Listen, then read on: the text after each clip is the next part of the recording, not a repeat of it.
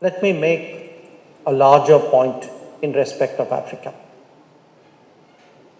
Africa is rising, and India is betting on Africa's rise. We are betting on Africa's rise because by any objective assessment, today there is so much going for Africa in terms of demography, in terms of resources, in terms of ambition, in terms of increasingly of policy alignments that clearly portend a very different, a much more positive future in the very short term. Now, we are betting on Africa because, as the President of NIBC reminded us, we have a shared past, not always a happy history, not between us, but between us and some other people. But it is a history which has engendered an enormous solidarity. And that solidarity today makes me say very clearly that for us, when we speak about a changing global order, we clearly today, India, as I said, the most populous country in the world, the fifth largest economy, a $4 trillion approximate GDP.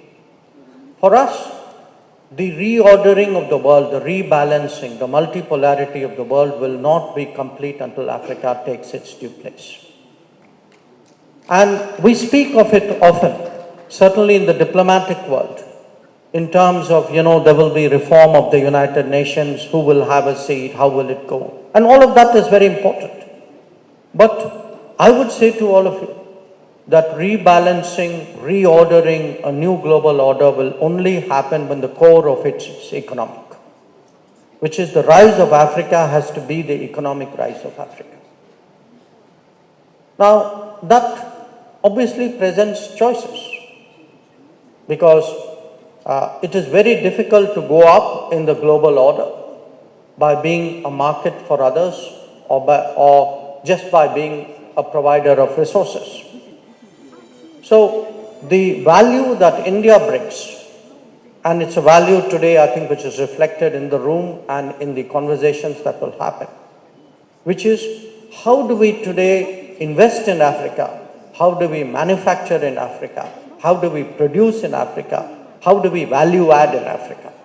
And I suggest to you, ladies and gentlemen, that is really the that is the special nature of the relationship today between India and Africa. That we are prepared today to partner in this range of activities of production, of value add, of research, of localization, of the employment which will come with it, and of addressing the socio-economic needs which are very similar to us. We are all on the same journey today. Some of us are a little bit ahead, but at the end of the day, everything that we are going through currently and we have been through and we will go through are exactly what is your journey as well. So my message to you today is, at a time, especially after the COVID, when we have all discovered the dangers of depending on faraway geographies for our basic needs, because we all had that anxiety for those years, when everything which we assumed internet global trade will provide very smoothly did not arrive on our shores. That today, if there is a push for local production, for, as I said, greater value add, if we need more resilient and reliable supply chains, if we have to share technology, India is your partner.